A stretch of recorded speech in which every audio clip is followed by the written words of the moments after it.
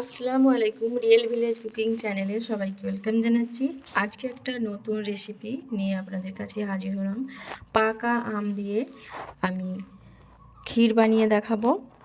সামান্য গোবিন্দভোগ চাল এবং দুটো পাকা আম দিয়ে বানিয়ে দেখাবো। চলুন তাহলে শুরু করি। এখানে নিয়ে নিয়েছি পাকা আম দুটো। আপনারা বেশি বানালে সেক্ষেত্রে পরিমাণ বাড়িয়ে নেবেন। পাকা আমটি আমি এইভাবে ছুরি দিয়ে কেটে নিচ্ছি। আমটা যেন মিষ্টি হয় সেই রকম আম নেবেন, এতে করে টেস্টটা ভালো আসবে। আর এইভাবে মাঝ বরাবর কেটে এর আমি ভেতরের অংশটা বার করে নেব, ঠিক এইভাবে। আর এইভাবে ছুরি দিয়ে আমি পুরোটাই নিয়ে নিচ্ছি এরকম করে। আমের মধ্যে পাল্প পুরোটা বার করে নিতে হবে।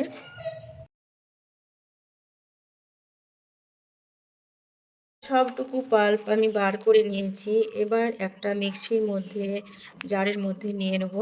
মিক্সিং জারের মধ্যে দিয়ে পুরোটাই পেস্ট বানিয়ে নেব। একটা জারে নিয়ে নিলাম। এবার এটা আমি ঘুরিয়ে নিচ্ছি। এই দেখুন, ঘুরিয়ে নিয়েছি। পুরোটাই খুব ভালোভাবে হয়ে গেছে। এই দেখুন, ঠিক এইভাবে হবে। আর অপর সাইডে আমি নিয়ে নিচ্ছি গোবিন্দভোগ চাল 2 টেবিল চামচের মতো। এটা রাতভর ভিজিয়ে রেখেছিলাম। এবার এটাকে আমি দিয়ে দিচ্ছি কাজু। এই দুটো উপকরণ নিয়ে আমি পেস্ট বানিয়ে দেবো মিক্সিতে দিয়ে। আমি জারের মধ্যে নিয়ে নিচ্ছি। এই গোবিন্দভোগ চাল দিয়ে বানালে এর স্বাদটাও ভালো আসে, এর মধ্যে থেকে একটা সুগন্ধ বের হয়।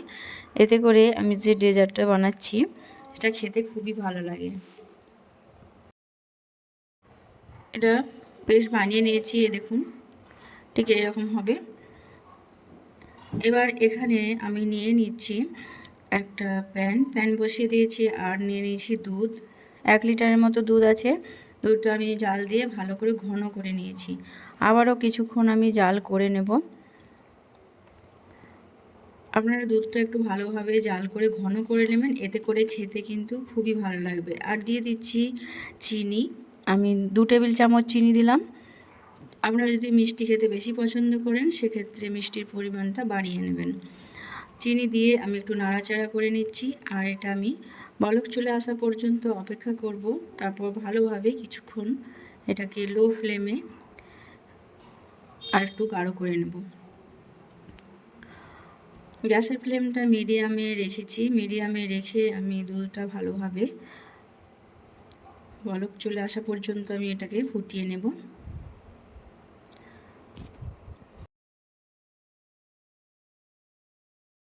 এবার আমি যে গোবিন্দভোগ চাল এবং কাজু পেস্টটা রেখেছিলাম সেটা দিয়ে দিলাম। সেটা দেয়া মাত্রই অনবরত নাড়াচাড়া করতে হবে, নাহলে তলায় বসে যেতে পারে। অনবরত নাড়াচাড়া করতে এক পর্যায়ে এটা গাঢ় হয়ে আসবে। এটা বানাতে খুব বেশি টাইম লাগে না, অল্প সময়ের মধ্যেই হয়ে যায়। এই দেখুন, দেখেই বুঝতে পারছেন অনেকটা থিকনেস চলে এসেছে। আর এইভাবে অনবরত নাড়াচাড়া করে যেতে হবে। যখন ভালোভাবে বলক চলে আসবে সেই পর্যায়ে গ্যাসের ফ্লেমটাকে আমি বন্ধ করে দেব। এই দেখুন, অনেকটাই গাঢ় হয়ে গেছে। এটা ঠান্ডা হলে আর একটু কিছুটা জমবে।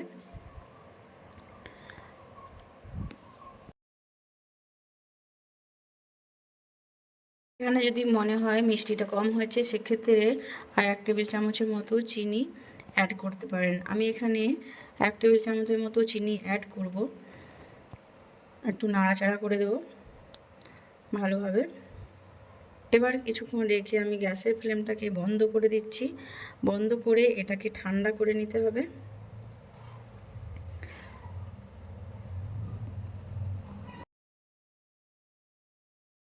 আপনারা তো অনেক রকমেরই ডেজার্ট খেয়েছেন, কিন্তু এইভাবে গোবিন্দভোগ চাল এবং পাকা আম দিয়ে এর আগে মনে হয় এর ডেজার্ট খাননি। এটা কিন্তু একবার হলেও বাড়িতে ট্রাই করে দেখবেন। নাড়াচাড়া করে আমি এটাকে ঠান্ডা করে নিয়েছি। এবার এর মধ্যে আমি অ্যাড করব আমের যে পাল্প বার করে রেখেছি। পাকা আমের পাল্পটা দিয়ে দিচ্ছি। আমি সবটা নিই না, সামান্য পরিমাণে নিয়েছি, অর্ধেকটা। আমি এটা ভালোভাবে নাড়াচাড়া করে এর সঙ্গে মিশিয়ে দিচ্ছি। আর দুধ যদি গরম থাকে সেই অবস্থায় দিলে দুধটা কেটে যেতে পারে, আর ঠান্ডা করে দেবেন, দেখবেন খুব ভালোভাবে দুধের সঙ্গে মিশে যাবে। এই দেখুন ঠিক এই রকমই হবে। আর আমের পরিমাণটা যদি আপনারা বেশি খেতে চান সেক্ষেত্রে আবারও আমের পাল্পটা বেশি করে দিতে পারেন, খেতে ভালোই লাগবে। আমি এখানে এই পরিমাণে দিয়েছি, ঠিক এই রকম থিকনেস হবে। আর আমি এটাকে একটা অন্য পাত্রের মধ্যে ঢেলে নেব। এই দেখুন আমি একটু ভালো করে দেখিয়ে দিচ্ছি। এবার একটা অন্য পাত্রের মধ্যে আমি ঢালবো, তার আগে আমি এর মধ্যে কিউব করে রাখা আম দিয়ে দিলাম আর একটু নাড়াচাড়া করে মিশিয়ে নিচ্ছি। এর মধ্যে কিউব করে রাখা আম দিলে কি হয়, আপনি যখন এই ডেজার্টটা খাবেন খেতে কিন্তু ভালো লাগবে। আর পাকা আমের যে দানাগুলো রয়েছে, যে কিউবগুলো দেওয়া হলো, সেগুলো মুখের মধ্যে লাগলে এর স্বাদটা আবারও দ্বিগুণ হয়ে যাবে আর খেতে অসম্ভব টেস্টি লাগবে। আমি একটা পাত্রের মধ্যে ঢেলে নিলাম। এইভাবে আপনারা বাড়িতে বানিয়ে সার্ভ করতে পারেন। আর ফ্রিজের মধ্যে রেখে দেবেন, ফ্রিজের মধ্যে ঠান্ডা করে খাবেন, দেখবেন খেতে খুবই ভালো লাগবে। বাচ্চা থেকে বড় সকলের খুবই পছন্দ হবে। এর টেস্ট এতটাই যে খুবই লোভনীয় এবং একবার খেলে বারবার খেতে ইচ্ছা করবে, এতটাই টেস্টি হয়, এতটাই মজাদার হয়।